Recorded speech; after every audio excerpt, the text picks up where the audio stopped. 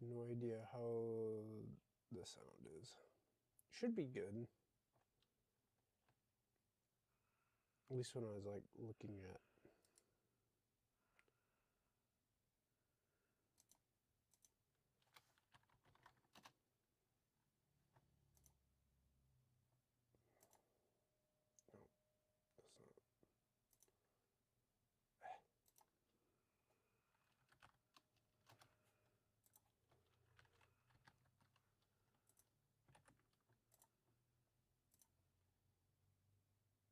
No, that's not. There's my phone.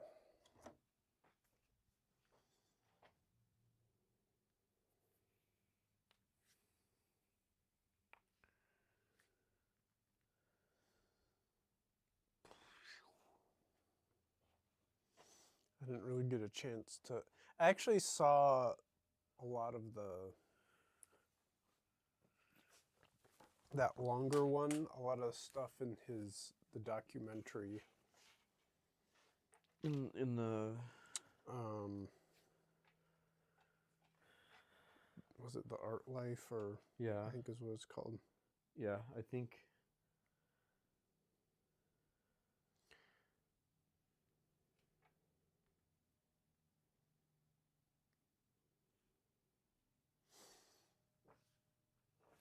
But I just watched that a while ago.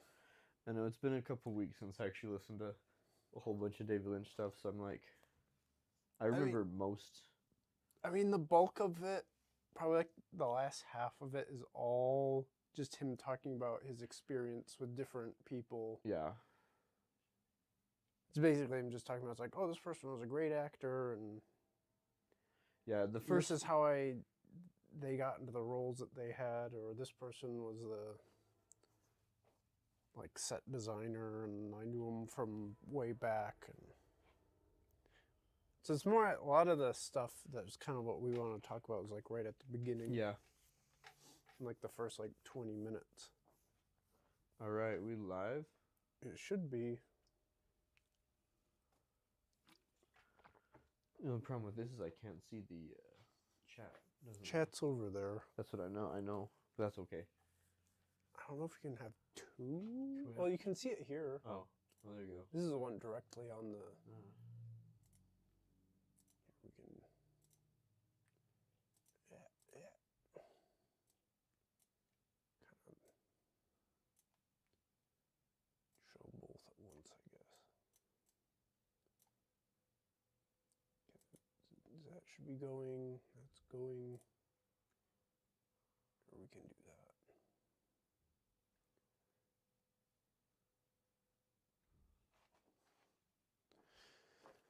Okay. Yeah, that's going. All right.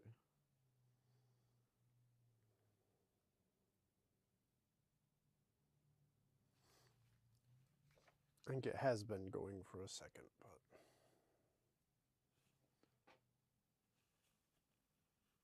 Okay. All right.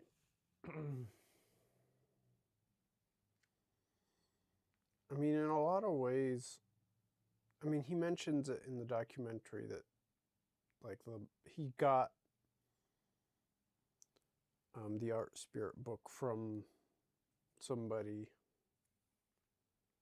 I can't remember. It was like his dad's friend or some guy he got to know that was a painter. And there's definitely a lot of similarities. Yeah. It's almost like it's like a practical application for because the other guy's, he's dead and gone and he's got paintings. But like this is like a more part of like immediate culture that we can like see. Yeah. And the fact that he just goes over how he works like so clearly. Mm-hmm. All right. Oh, well, I should have brought a a charger. I just was going to use my phone for reference. I'm going to use your computer for reference too. You could use. Let's see. What kind of charger do you need for An iPhone. Oh. I mean, my mom probably has one upstairs. It's not a big deal, I think. I'll be... If I run low on battery, if I need to keep...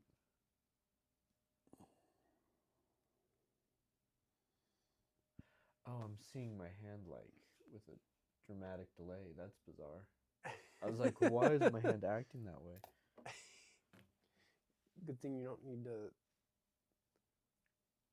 look at that. Yeah. It's just In to fact, make sure that things are working, really, more than anything. yeah, in fact, I should not look at it. Well, it's also like sideways to the... Yeah. You could try drawing everything sideways. Oh, that's true. Should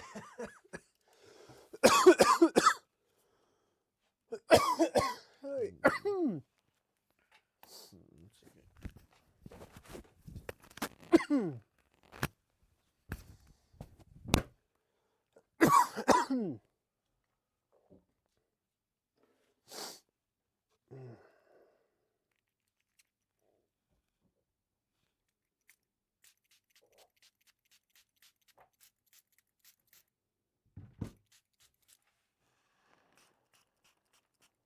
All right.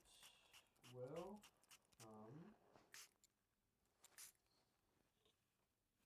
You have to fish for ideas. yeah. There we go. Now we're more directly in the line of the camera here. There you go. Right, so can. Maybe someday I can get a better setup. Better camera. That was the other camera I had.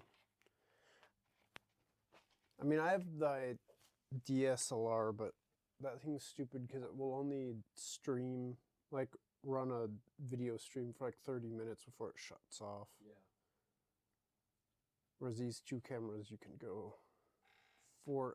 All right. There's nobody listening, but here we are in Philip's cool artist studio. My new dungeon. Yeah. His It's a- upgraded dungeon. I don't know if it's much taller. It's a taller ceiling. Better, for sure. This is a lot better. Just the fact that it's like a teeny bit taller makes it way less claustrophobic. Yeah. Not that I'm someone that gets claustrophobic, but like, there was a certain like charm to the other one. That it was just like this teeny tiny little cave. I mean, technically it was more space in this room. Yeah, funny how it does not feel like that. But also, half the room was taken up by a desk. And my actual workspace in this house is actually, I think, bigger because it extends into the garage, but... I'm gonna have a little pinhead here. Oh, yeah. Watching made in China, which is kind of ironic.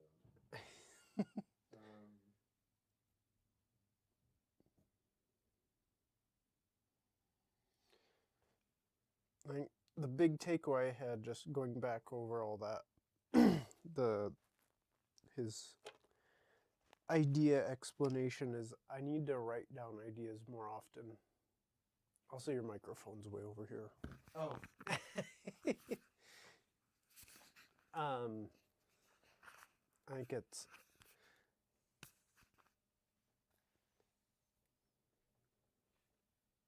something I don't think about. Because I'll get ideas all the time for things. And then I'll just be like, oh, that's cool. And then I just forget.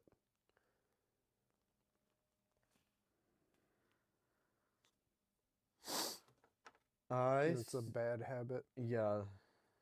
I think I've caught a bunch of big fish, as he would say, in that I have these ideas, but I like how he goes through and he explains the... I mean, it's obvious. It's just like, okay, well, now that you have the idea, you think of how to like technically make it happen. But it's sort of interesting to like hear somebody say that. Mm-hmm. Or how would I say? I mean, that's why I wanted to talk about him. Is just because he's the one who, he's someone who's like done that. Mm-hmm. Well, I mean, you can really tell because he explains this whole process, and it makes a lot of his stuff make a lot more sense. Yeah. Because it's like the connection between his creative process and like the stuff he made is like very direct.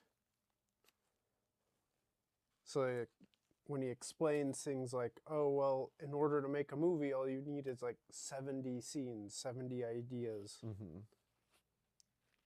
And you're like, oh, I can see how that translates into like Eraserhead or something like that, and how he connects his ideas together and develops them, and it's really interesting how it's like he'll like discover characters, as he puts it, and it's like he always knew them, and so when he's like picking an actor or doing like the casting, he's looking to see like where they fit into like what he knows of these characters that he's fished out. Yeah. Same thing with like finding locations for like scenes.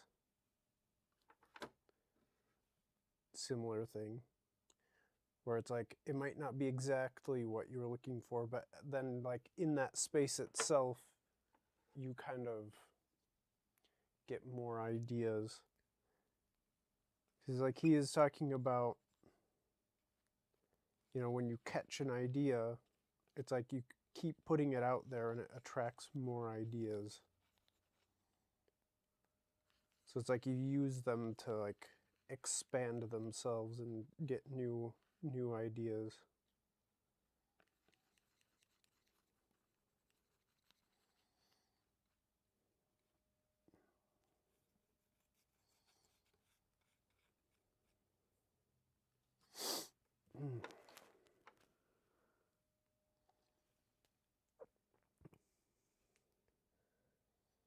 Let's see. Yeah, the trouble with this is I'm trying to concentrate on two things now.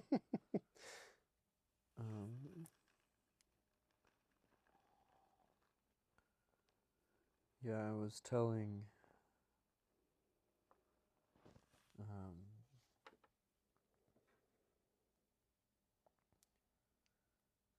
Madeline, I'm not like the hugest David Lynch fan. In that I don't think any of his work like really moves me. They're fascinating, Mm-hmm. but the idea of David Lynch is hard not to like, or hard not to like be.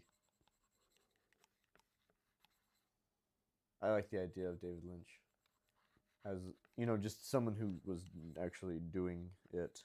Yeah. In that he, because I guess what I should say is the example I used when I was talking to my wife was you have a lot of really amazing directors.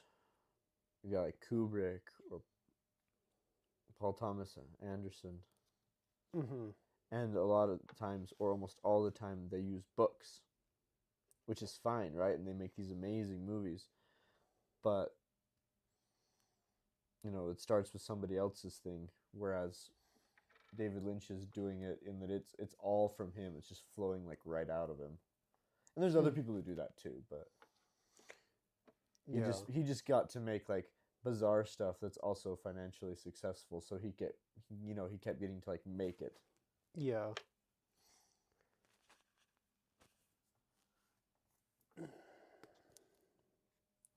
I mean, that's what it kind of connects into, like the art spirit thing and the Robert Henry ideas.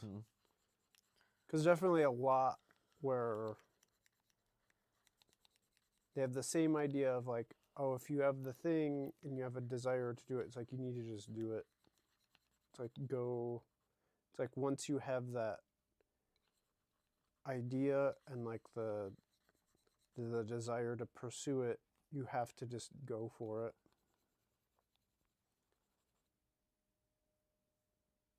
I mean, they word it differently, but it's like the same concept. So it's like with David Lynch, he's just very like, his work is like very like artistically pure in that sense. Yeah. He's doing it as like work, but in the sense that it's like the thing he has like a calling to do rather than just like, well, it's my job. Yeah. Got to go make money. It's just the fact that he made money on it is kind of incidental to like anything, because he did that just everything because it's just that's what he had a drive to do, not because he was like, oh man, I'm gonna make it big as a director. Yeah. He didn't even think of doing film for a long time. He wanted to just paint.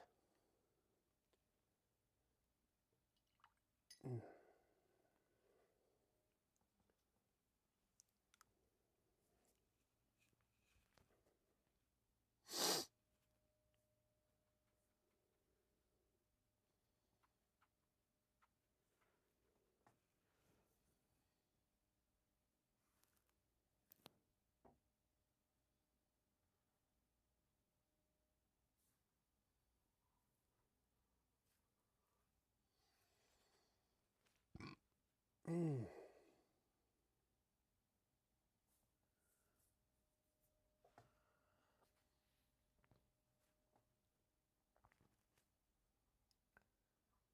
need to come in here with a more concise drawing plan.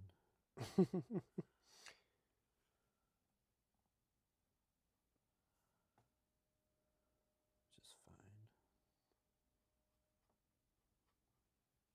fine.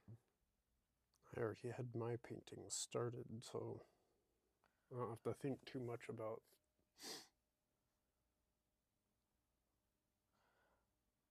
Also, I'm so used to the computer. I keep trying to do like shift lines.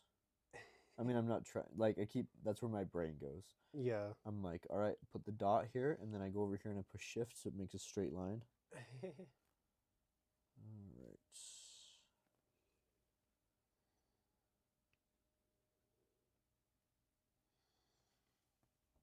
Whoa, we're just making up perspective as we go.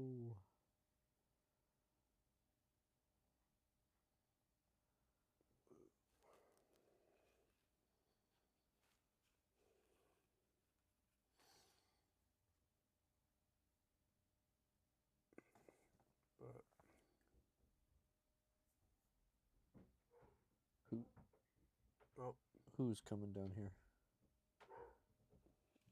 Now, sounds like Tom's here.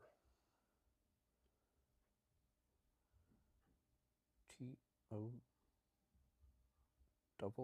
Tom.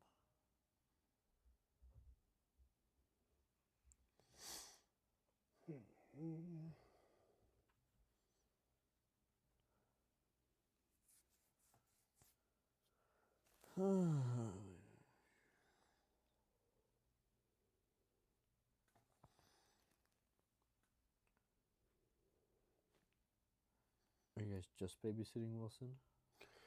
Elliot is here. I think he's asleep.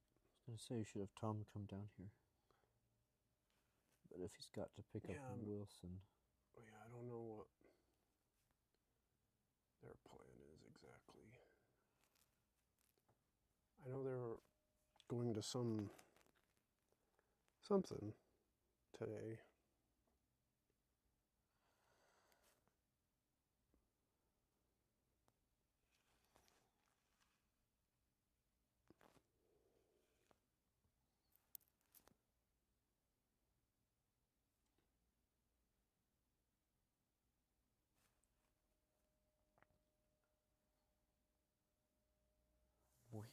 Interesting.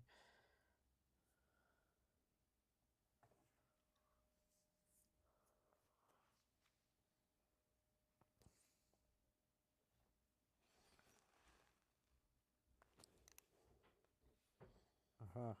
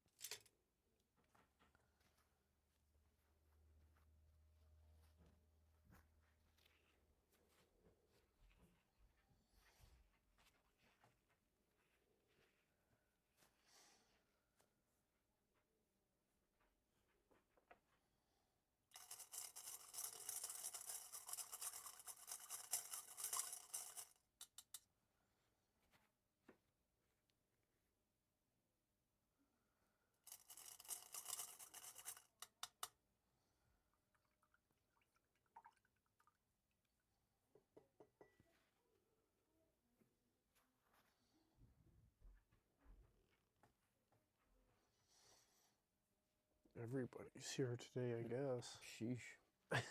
At like 10:30. All right.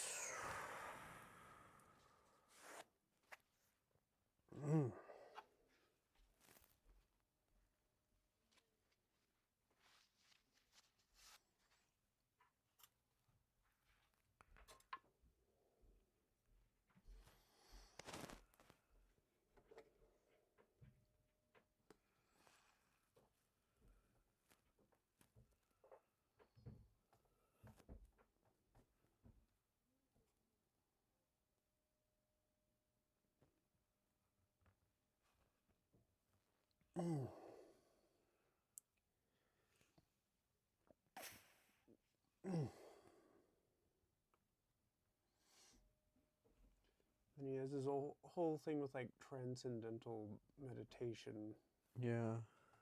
which I haven't really looked into that too much. I'm like not exactly sure on the details of what that even entails or means.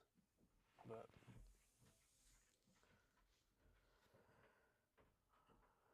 I mean, I know somewhat about it, although I don't feel like you're not an expert. I'm not an expert either. But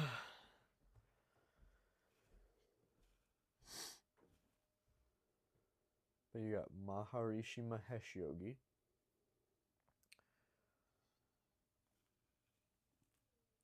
who comes,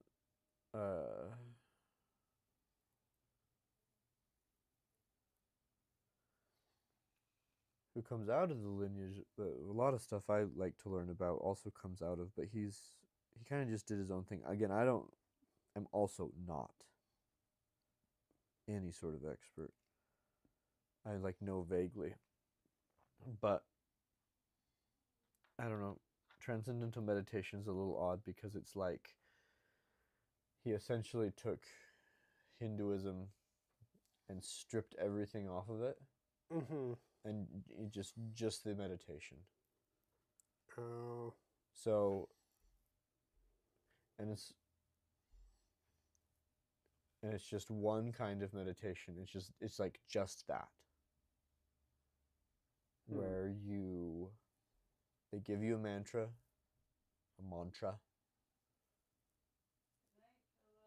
Night. What? Night.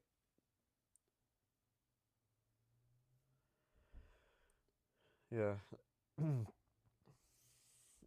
get a mantra and you sit and you repeat it to yourself like a bajillion times, as many times as you can in like the 20 minutes, and then you like go about your day, and you just do that like twice a day, I think.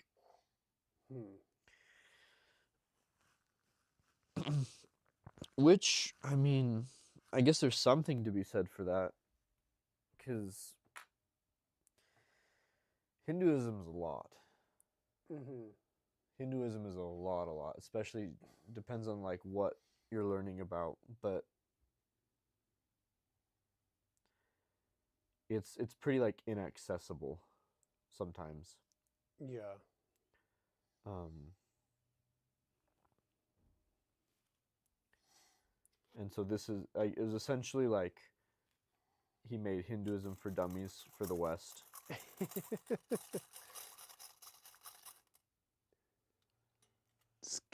Skipping all the parts that people would be really like not get, Yeah, essentially. the super alien parts. Mm-hmm.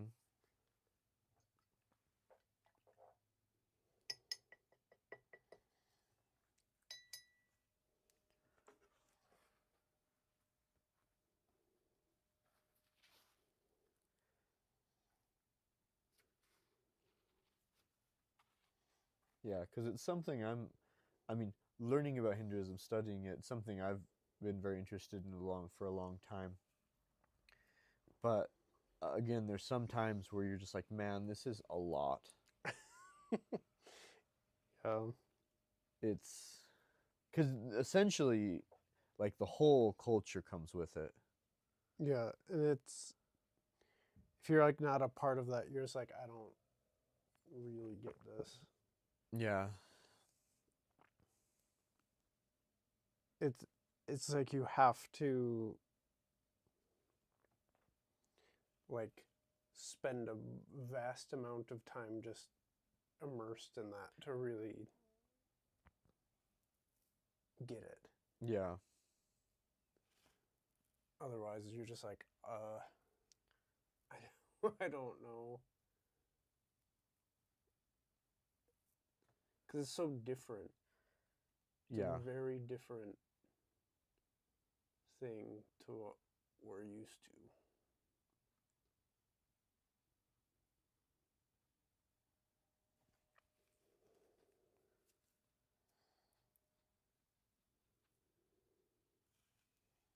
Yeah, and there's the old saying that Buddhism is Hinduism stripped for export.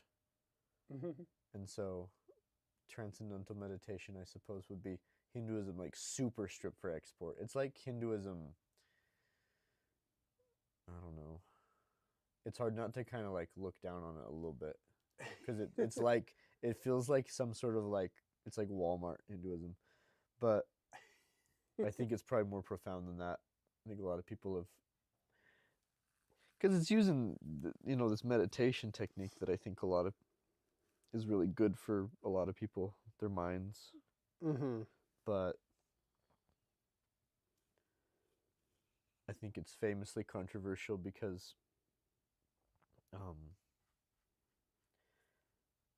in the classical teaching system of India, the guru does you don't pay your guru. Mm-hmm. In a lot of cases, the guru takes care of you. But modern TM, like if you were to go get your mantra, Mm-hmm. I think it's like $10,000 or something. It's wild. Jeez. It's like a small fortune. That might not be true. I don't know. Luckily, nobody's listening to this. I'm not like accountable to anybody but Philip. Yeah. And Philip's smart enough to like I'm do gonna his be own. so mad when Yeah, I go get but it's my really mantra. all I know is it's really expensive, and that's sort of so that's like one of those sort of it's like, is that like a red flag kind of thing? Mm-hmm. It's like, is that something you should be paying for?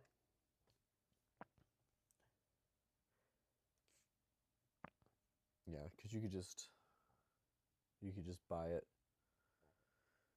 Whereas, because again, I've listened to stuff for years and years, and they'll say, "Hey, you need a guru. You really, really need a guru. It's really important that you get a guru." So I've looked into I've found the people, and it takes a lot. Like you have to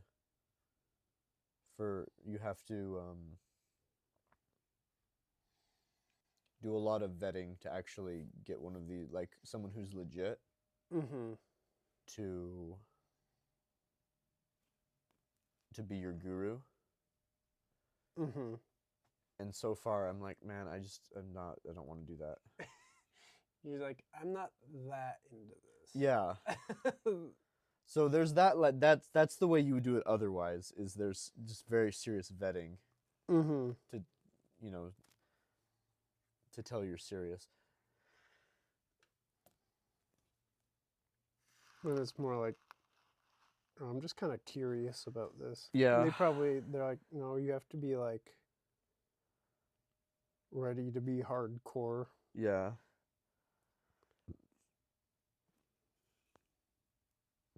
But it's funny. This is easier for me to talk about because I'm more familiar. This is like more fresh in my mind. Mm-hmm. Not TM. I don't really know anything besides this, that it's like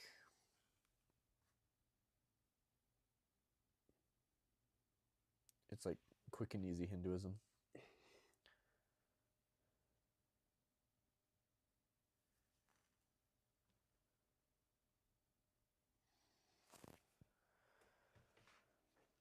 But yeah, I mean, David Lynch dug it, digs it. Yeah. I think there. I mean, the philosophy's there. I don't think it's like silly. Mm-hmm. I think that it's he just took essentially one of many different techniques and just said, "Hey, we'll go with this, and we'll go teach people this." And Yeah. it's like a pretty effective technique, probably. I mean, it's just I think if you regularly meditate in any sort of way, it probably is very helpful. Mm-hmm. But yeah, because there's the other shorter video I sent you where essentially David Lynch like outlines a rough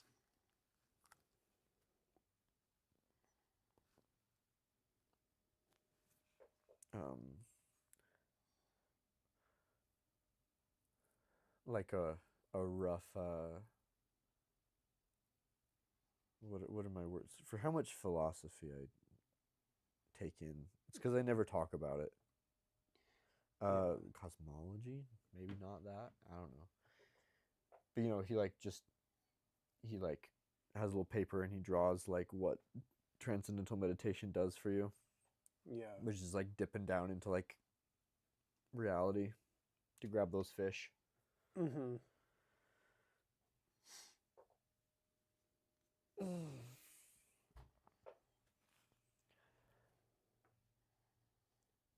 I don't know. I guess interesting point. I've never had much trouble getting fish, getting ideas. It's the execution that's pretty hard. Mm-hmm. And it's pretty easy to sound kind of like whiny about this because the answer when you're faced with somebody like David Lynch or, you know, the answer is like, oh, well, you just go do it. Yeah. And Well, he brings up that point. He's like, you have to be to some degree like selfish about it. Like yeah, you have to be like making time for yourself to pursue those things. And I mean, he's like, it's not really being selfish. It's just being honest about what your work is, and that's like the thing that you're doing, and that you need like some like time set aside to like do that. mm-hmm. Which is, yeah, it's easier said than done, especially since he's somebody that had like a whole career built around that sort of a thing. So he could more easily do that. Also, when he's talking about like when he started out, he's like, how cheap everything was. Yeah. It's like, yeah, I just would work for like 2 days a week and I could pay for the rent on the studio and get all the supplies I needed. Like, that's nice. Back in like the 50s or whatever.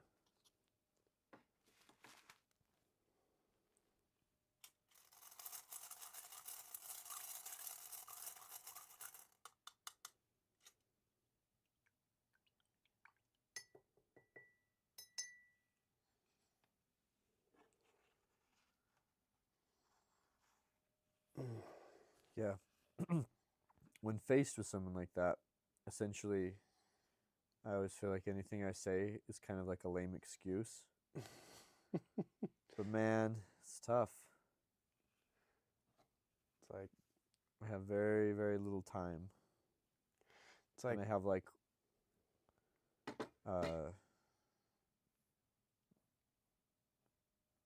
gigs.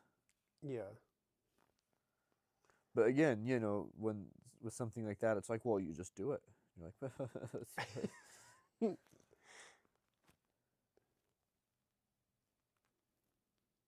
I mean, in a way, yeah, he's not wrong, but also it's like, it's not that simple either. It's like there's a lot of other things I have to do. There's a lot of other things to consider.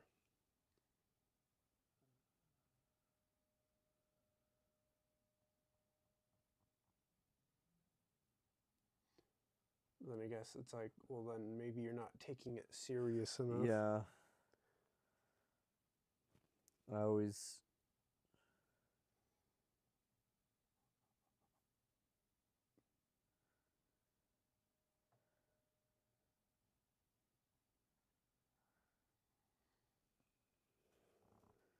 yeah, there's a Ralph Waldo Emerson quote where he's like,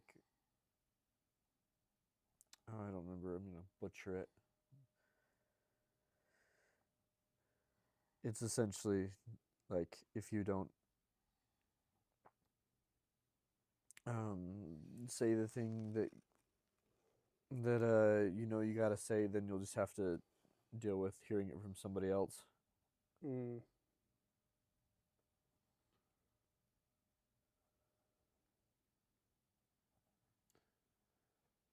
Yeah, it's just kind of a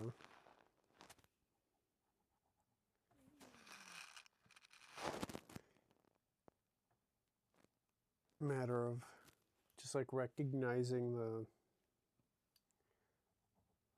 the reality of it.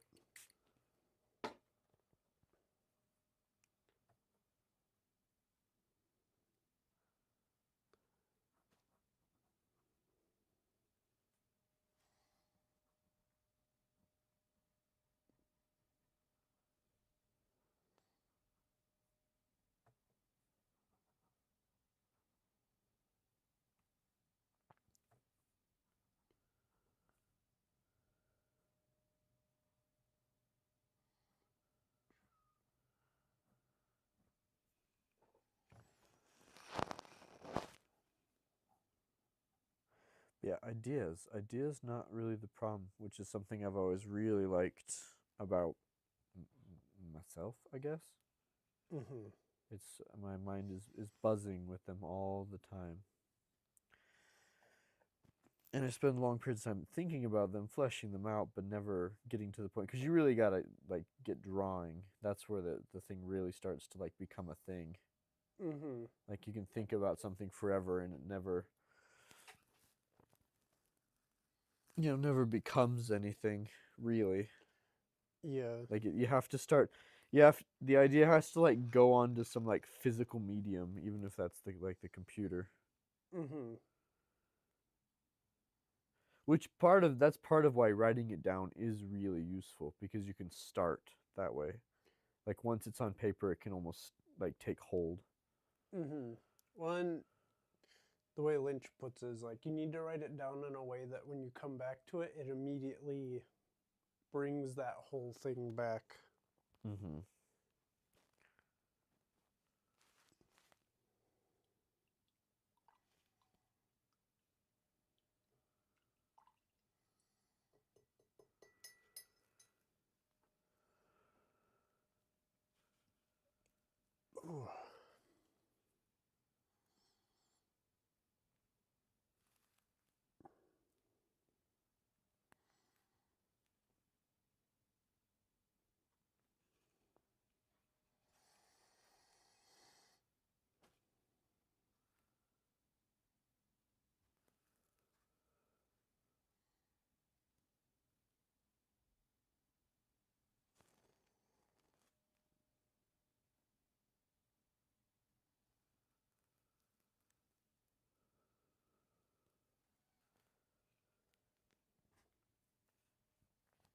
Mm.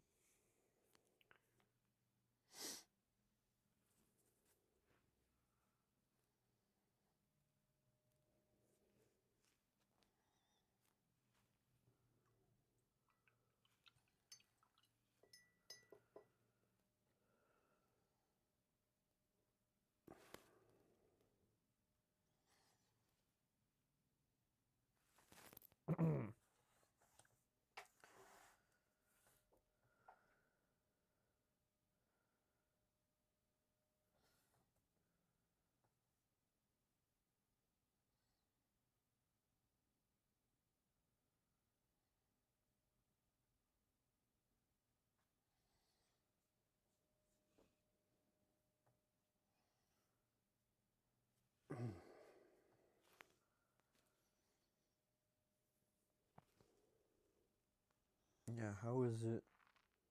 Let's see.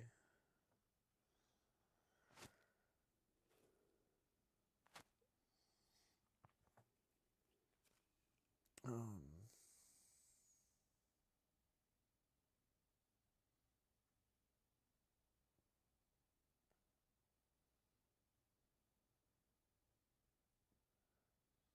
how is it that you would say you get ideas? What are some modes? I get ideas just kind of anywhere.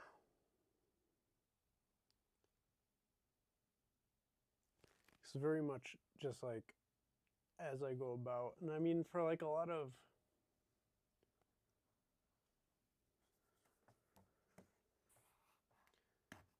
like if I'm working, I'll get ideas for like doing a painting or something a lot of times just looking at like the sky and stuff.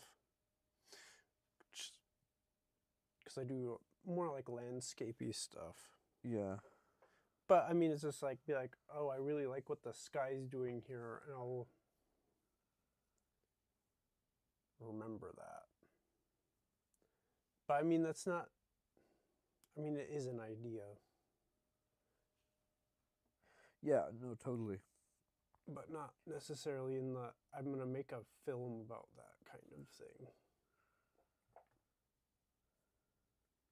But I mean, you can get ideas from anything. But Yeah, I guess I was just, yeah, your personal experience is kind of what I was interested in. mm-hmm.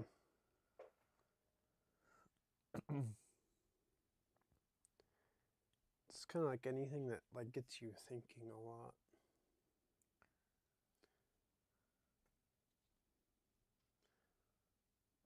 But I mean, like that's why I need to write stuff down. I think because there'll be things that I think about or that will happen, and I'm just kind of will be like, oh, that was kind of interesting. But I mean, it's like it could be good to just actually take note of something like that, and then you can come back to it. Because in a way, it's like I'll get the idea, like I'll catch the fish, and then I'll just back toss it back, Yeah. rather than use it as bait for more ideas.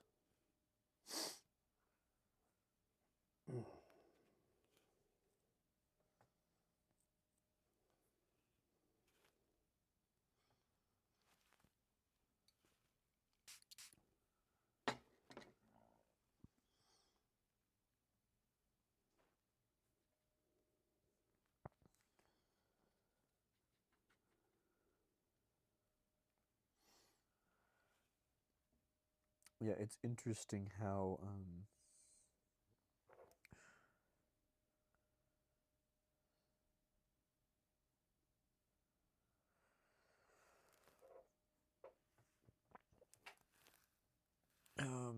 how would I say this?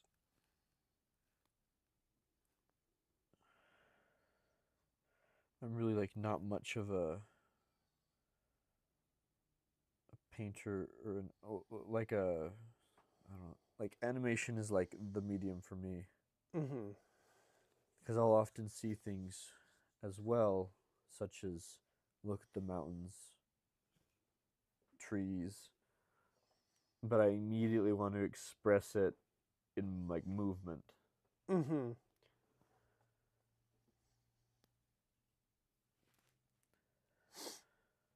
Because yeah, I often, yep, I mean clouds in the mountains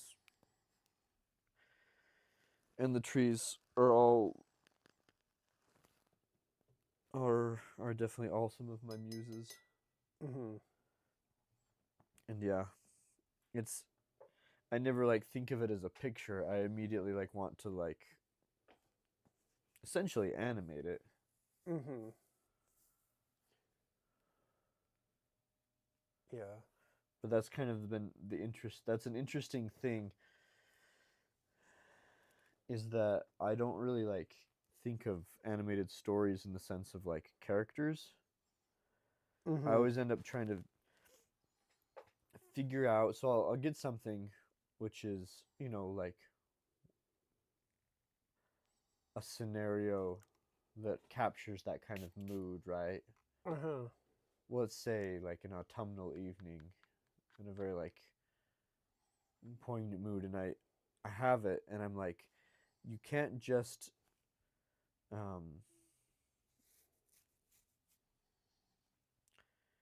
you can't just animate that because I think it we've talked about this as with Tarkovsky said in his book, um, if you don't have a human in there, it's just a postcard. And it's true. I once I got this thing from the library because I was like, maybe this is kind of like right up my alley. It's this person who just went around the world and just filmed these beautiful places. I mean, you know, strange deserts at night with gorgeous cinematography, and he filmed cities and factories and mountains and everything. Mm-hmm. And it has music behind it, and it's just really well done, but it's kind of just postcards when I was Yeah. watching it. Mm-hmm. And this is I think a problem for film, not really for like I don't think like a static painting has this problem. But film, they're almost out. You need to like put a character in there, like a person. And as soon as you do, that's all the audience wants to look at Mm-hmm. and think about. They're like, what are they doing? Like, what's their story? What's going on? And so that's been, again, this is all theoretical, which is kind of the problem. Mm-hmm. It's I haven't like executed on this very well, but is how to like capture the mood through like the you kind of like through the what's whatever like story's playing out without like eclipsing it. Yeah. My example is you think of like Totoro. I think we've talked about all of this before. Probably. Yeah. You think of Totoro, and he captures, or Miyazaki and his Oza, or whoever the background artist name is, they capture these like summer moods so well. Mm-hmm. Like that's one of the things that gets me about Totoro. Like it's like essentially the backgrounds make me feel like give me like the feeling of like summer afternoons, Mm-hmm. or when she's trying to find May at the very end, it's like this like uh, the shadows are getting long in this like summer dusk, and Yeah. it's so well done. But you get that, and it's sort of swallowed up in the story, Yeah. Well. and it's subservient to, which is okay. It's the point. Mm-hmm. But if you were to make something where you're like, I want the star of the show to be like the summer night, and like the feeling of that, I don't know. It's a yeah. It's an interesting thing. I mean, you can, I guess. Yeah. Just depends on like Again, I haven't how really. much of like a narrative, like a structured narrative you want, I guess. But there is something to be said about having actual like characters in there that Yeah. adds like an emotional element that you can't get without them there. Yes, I think so.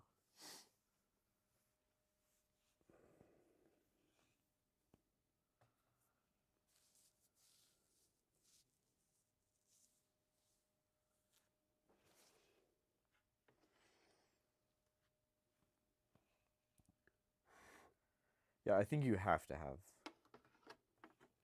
for the sake like if you're doing something film-ish.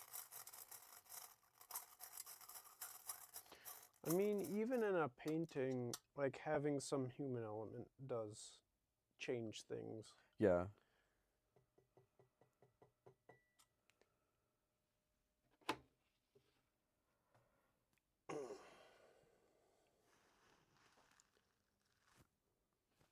But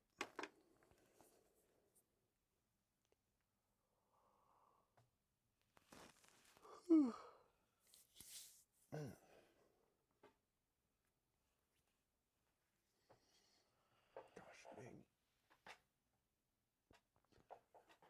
It's one thing that's annoying about this sometimes is I'll get too much like water build up and then I kind of have to let it dry before I work on a spot.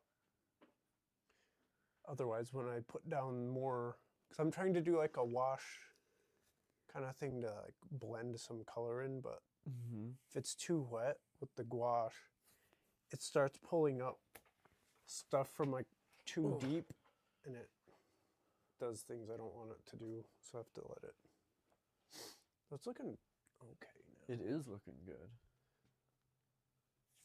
This leaves looking Getting the leaves to come along a little bit.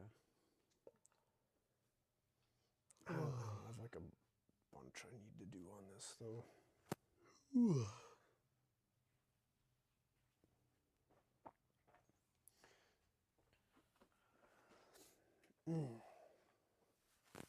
So something I want to play around with a bit. So I got this book about the history of screen printing, and I did a little test where I just used like a screen as a stencil, and I just painted, just brushed paint through it. It was kind of a fun. Cool. So now I'm like kind of like want to try something with that. I don't know what though, but it's like something on my mind now. Because you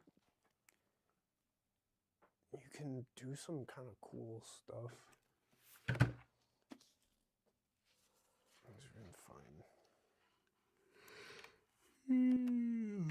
Because like early screen printing stuff, that's one of the things they would do is just use the screen print, the screen mask as just like a stencil for painting, which I'd never really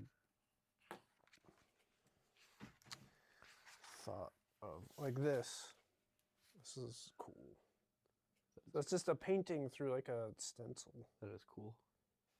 See, it like kind of is all softened and stuff. So I was like, it'd be kind of cool to try doing something like that. Or this one. It says you get cool like gradients and That's stuff. sweet. Yeah. I really like that one. So trying to find some ways to experiment and try different things with what I have in my setup.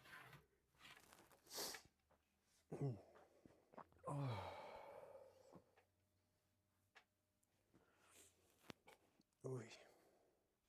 Yeah, now that I know this is how this be, I need to like come in with a plan. Those are pretty cool though. Yeah, for the board game that I'm illustrating. Oh, cool. There's a Towers. yeah, there's just a like a landscape of an area, and I'm gonna have I want like an old New Englandy type church clock tower / type thing, city hall, whatever. like kind of like poking up out of some stuff, some foliage. Yeah, like a church. So it's interesting. Again, you don't like understand stuff until you like not tactically, tactilely experience it almost. Like I didn't know there were I don't know 5 million layers to these things. Yeah, well, that's when I did the. When you Did you did, see that the postcard print things? yeah, I did. it's my favorite That's bookmark. that's one of the things that I like realized doing that when I was like drawing it out and like planning it. I was like, oh my gosh, Yeah. there's like I knew you would. there's like a ton going on here. That, I mean, I've seen those towers like a million times, but then when you actually sit down to like draw them, you're like, there's a lot happening on these things, and I've never like thought about that. Probably most people don't think about, but if they weren't there, it would just be like a cube. Yeah. And you don't understand it until you, or not understand. You just like when you draw it suddenly, it almost like it gives you its details. When you also start feeling like, oh, like there's a lot of stuff going on, but also it's a bunch of things that have like relationships to each other. You're like, oh, I can see there's like this thing's like the same width as this other thing, or these line up in this way, or like this section is like about like a third of like the thing above and below it, or there's like a bunch of things that you start noticing when you like seriously like go through and like try and figure that out. They can get pretty intricate, even though they're not, any one detail's like not that complicated.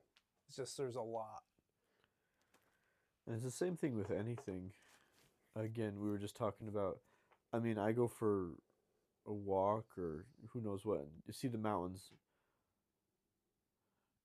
every day. Mm-hmm. And I'm like, man, I gotta draw that because I see it and it looks always ever changing. Always like it's always different, which is kind of cool. And you wouldn't think it would be. Yeah, but you're like, it changes like moment to moment. Yeah. Too. Mountains are visually are not actually static. Inexhaustible. I feel like you could. I think there's. I mean, a lot of artists have done this, but I think there's the famous. I think it's Cezanne or somebody. I think it's Cezanne who like drew the same mountain landscape like 200 times or something like that. Probably. Yeah, because I mean, a lot of people have probably done stuff like that because it's. Well, it's like at work in the morning. I just look out and I can see the mountains right there, the mountains in the sky, and the whole scene is totally different every day. Yeah. And it's really interesting every day, especially right there because you're seeing, what would that be?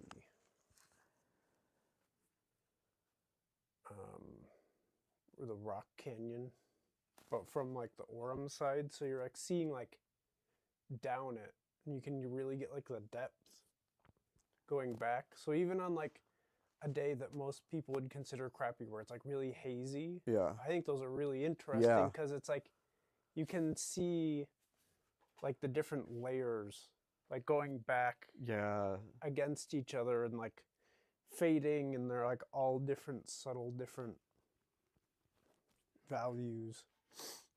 I love that. And then how it changes from being like all of the mountains, like the depth is gone first thing in the morning, they're just silhouettes that are all the same. And then as the sun comes up, they just start like emerging together. Yeah.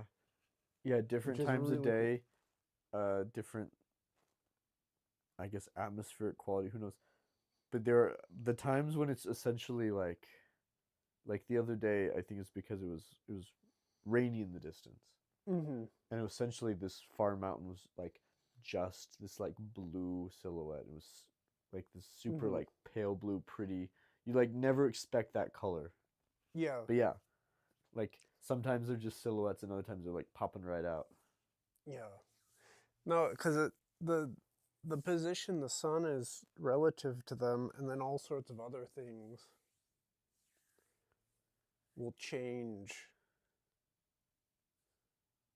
things a lot. Like the other day, there was a really cool phenomena that happened. This is not necessarily the mountains. It was kind of everything else. Uh-huh. But you couldn't see the sun, but the sun was like reflecting off of like these really like wispy clouds that were relatively low, like over Orem. And it was turning them pink, and then they were reflecting on everything. And so just like you looked outside and everything was like this like really like soft pink color. And it was like, this is like a really cool thing, to the point where like everybody in the shop like stopped working, like, why is it so pink out there? And I like went outside and I could see how it was working, but I was like, just the atmospheric conditions will change so much of what's going on. And there's like some things that are kind of like reoccurring things, but they're always really interesting. Like in the morning, one of my favorite things is when you have like the sun like turning the clouds either like a really like bright orange or pink, and it's just against the sky. It's like a really like light blue. It always like looks super cool. And then one time, there's been a few times where like the clouds in the morning were like a deep red, which was not common, but it was like a blood red like rim lighting on them. I'm like, I don't know how that happens, but it looked cool. But yeah, there's like the mountains change. Like throughout the day, there'll be like almost every color. It's like kind of crazy because you're like, oh, they're just like brown. But it's like the shadows on them will be different. I was trying to find on my phone just now 2 separate drives up, because I've been taking baby sometimes up and just driving up the canyon for like 10 minutes. Mm-hmm. And like the little, just right as you enter the canyon, just a picture, just one of the cliffs. Yeah. And just 2 dramatically different pictures. I couldn't find the one. Mm-hmm. You know, the one is like, 2 different times a day, 2 days, 2 different days, and it's just like totally different. Mm-hmm. Super cool. I had one. That's the problem, is I'm like, do I need... I'll take pictures just to be like, because I can usually see them. It's, I guess in a way, it's kind of like writing it down. Yeah. Because it's something where it's like, you can't write down the atmosphere. Like, there's no way to write it down in a way that really conveys it. A bit. But the thing is taking a picture does not... No. I don't take it to like show people and be like, oh, you gotta see what the sky was like, because it doesn't... No, you just try, But it's more like for like myself. To try and remember it a little bit. Yeah.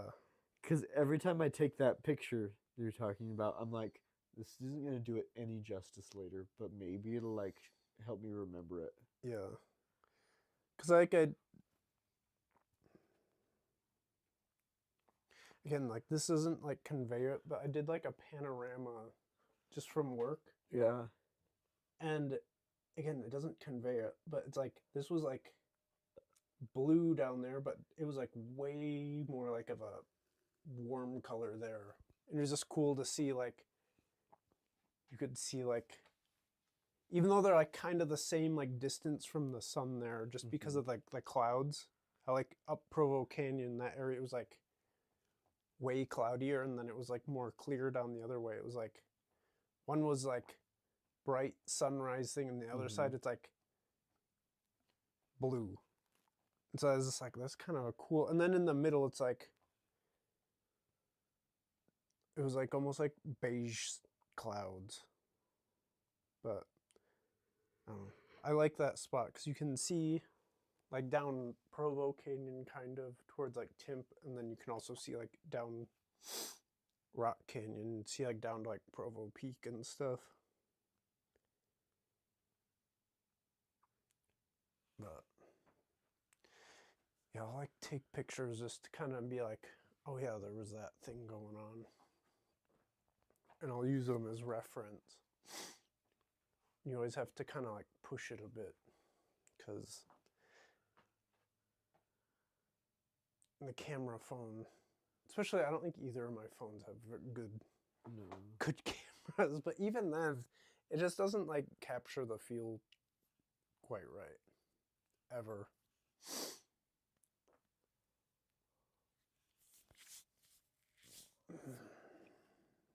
Yeah, what are they?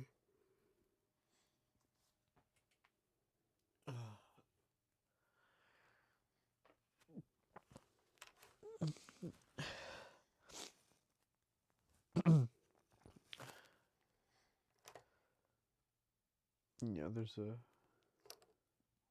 an essay on art by philosopher Heidegger that I've wanted us to talk about, but it's kind of he's one of those notoriously difficult to read, Yeah. and so I've been trying to, because I've been trying to like figure it out for a while. You're just like, I don't know what this guy's talking Yeah, and I'm like, it's hard to, but for some reason I was like, I kind of like latched onto it, and I've been trying to like figure it out, and then I'm like, is this worth trying to talk about, because it's so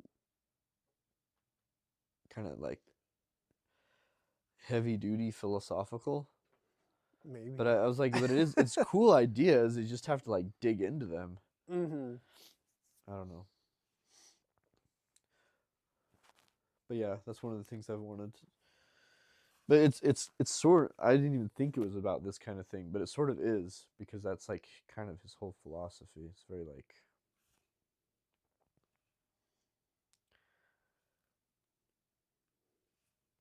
essentially what being, what like the actual like, again, underlying big B being is kind of just like always like unfolding, like never stopping. It's just always brand new, and then the artist sort of,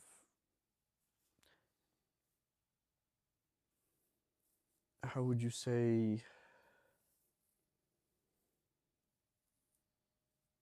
like shows that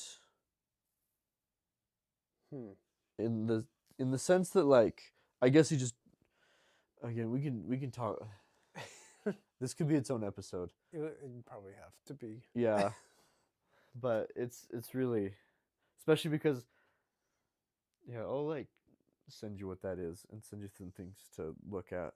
I think you might be a little smarter than I am in this sense. I don't know. You might like, I think you might. I'd give it a shot. Yeah, it's, again, it's just obnoxious. It's heavy duty. But it's very interesting. Mm-hmm.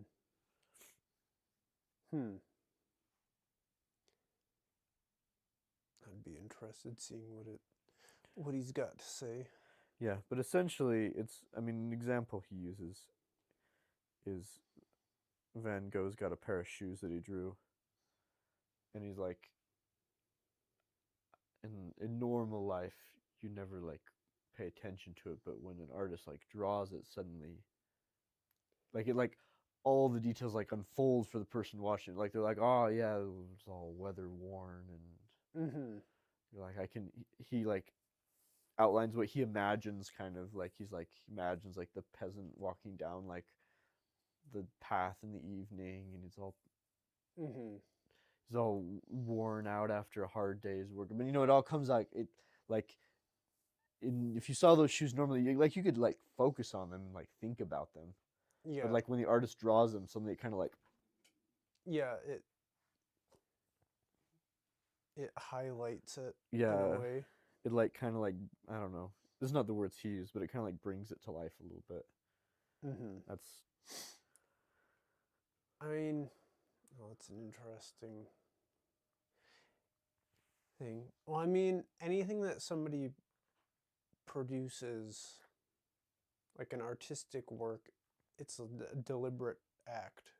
And even if you're not necessarily thinking about that, when you're like looking at a painting or watching a movie, you're kind of naturally aware of it, like intuitively. yeah.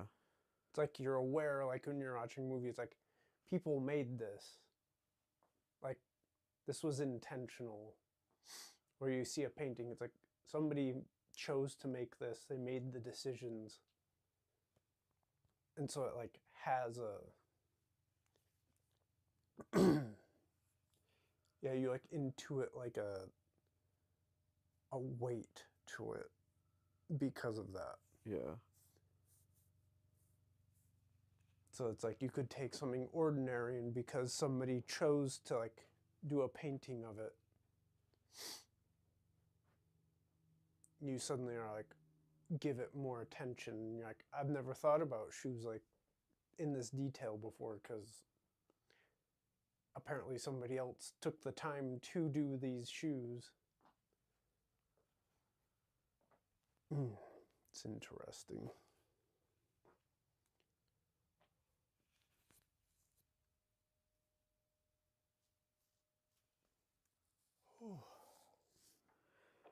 Yeah, I am also tired. We should. I know I've been up since like 5 a.m. maybe earlier. I don't remember when I woke up. Today's the day that I've gotten to sleep in the most, like in the last 5 years. Because we just ran the kids ragged for Halloween. Yeah. So they slept until like Says- 9. Nice. It was like the greatest morning of my life. Nice. I've just had a long week because I've had a long few weeks actually. I've been having to like, now that I'm like in charge of things, Mm-hmm. we had a bunch of people sick and people couldn't cover. So I've had a bunch of days where it's just like I didn't have like a day off. A bunch of weeks. Like I think I've Yikes. basically worked 6 days a week. Granted, a lot of those days were not like a whole day, But still. it's like I had to go in and go do stuff for like a couple hours. Yeah. And it kind of like throws off my whole day. Or like stay later than I normally would or go in earlier than I normally would.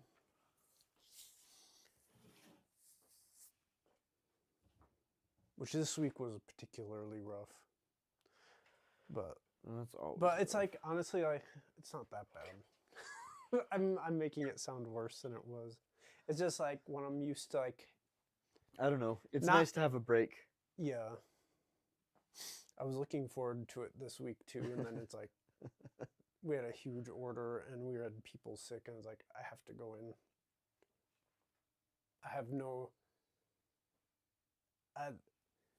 There's no way I can't now. I have no excuse. If I was just a normal employee, I could be like, oh, well, I'm not scheduled. Yeah. I don't have to go in. Now I'm like, I'm in charge of now.